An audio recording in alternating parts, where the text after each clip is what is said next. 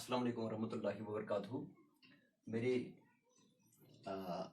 My dear viewers, जैसे कि आपको मालूम है कि हम कंपेयरिंग क्वांटिटीज़ पढ़ रहे हैं क्लास 8 के मैथमेटिक्स में, जो एक अहम चैप्टर है उसमें से इस वक्त हम पढ़ेंगे डिस्काउंट के बारे में।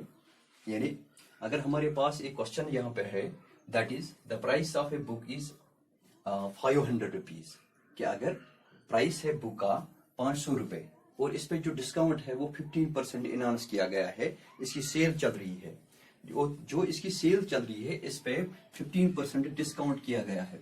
तो हमें क्या निकालना है, जो अमाउंट है डिस्काउंट का वो कितना होगा, यानी इस पे अमाउंट जो डिस्काउंट का होगा वो कितना होगा। तो लास्ट पे कितना रहेगा, हमें मतलब किसी जो ग्राहक होगा, जो मतलब परचेज करेगा ये बुक, उसको कितना देना है, जब इस पे 15% डिस्काउंट करके कितना देना होगा। तो हम इस तरह से कर सकते हैं। आपको मैंने इससे पहले भी एक क्वेश्चन इसी तरह से एक दिखाया था। हम पहले लिखेंगे प्राइस ऑफ ए बुक। पहले ये लिखना है कि जो दिया हुआ है price of a book, that is RS 500, वो कितना है, 500 रुपये है।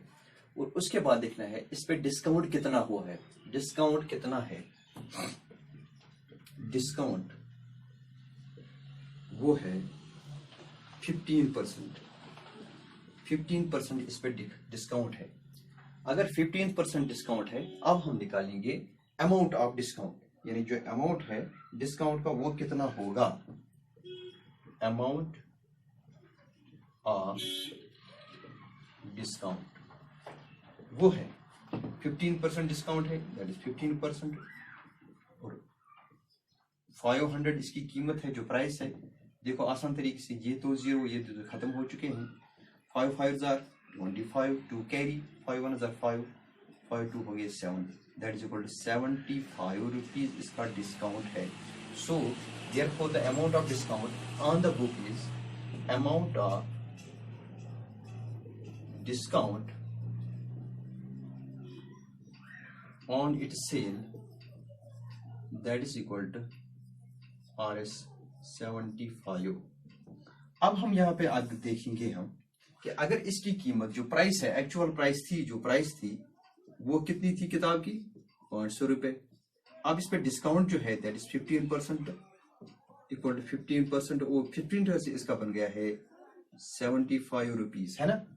यानी अगर हम देखते हैं कि यहाँ पे इसकी कीमत कितना थी, दैट इज 500 रुपीज, डिस्काउंट जो है वो 15% है, और 15% बनता है 75 रुपीज। अब जो पर्सन है वो इसको कितना देना है, अब ये टोटल जो अमाउंट पे करना है, total amount paid, total amount to pay कितना अमाउंट हमें पे करना है बुक को परचेज करने के लिए। मिसाल के तौर पर that is total, that is 500 minus 75, that is equal to 0। यहाँ से एक लाएंगे, ये 10, ये 10, 10 में से 5, 5, यहाँ 9, 9, 7 हो गया 2, यहाँ पे 4, that is equal to 425 हमें टोटल पैसा देना है कि हम इस बुक को खरीद सकते हैं।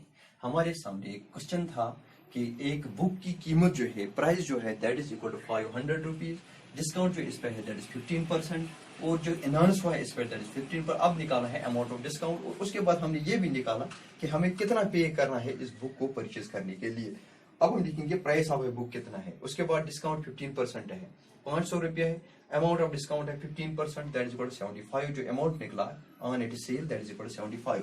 अब टोटल अमाउंट जो हमें पे करना है इस बुक को खरीद करने के लिए, फरोख्त करने के लिए, यानी वो क्या है, 500 रुपये टोटल अमाउंट है, इस पे डिस्काउंट 15% है, वो बन गए 75 रुपीज। टोटल अमाउंट है जो पे करना है that is 500 minus 75, that is 425। इसी तरह से अगर आप खुद क्वेश्चन बनाओगे, the price of for example a boot is RS 1500 rupees मान लीजिए, और इस पे डिस्काउंट सेल चल रही है, डिस्काउंट जो है दैट इज 30%। हमें क्या करना है, जो इसका फॉर एग्जांपल 1500 रुपीज जो है वो टोटल प्राइस है, डिस्काउंट है 30%, और 30% जो है वो इसका डिस्काउंट होगा, और हम देखेंगे कि 15% इन इसका 15% का कितना आएगा, वो हम यहाँ पे निकाल सकते हैं। इसी तरीके से आप खुद भी इसमें से बहुत सारे क्वेश्चन ऐड कर सकते हैं।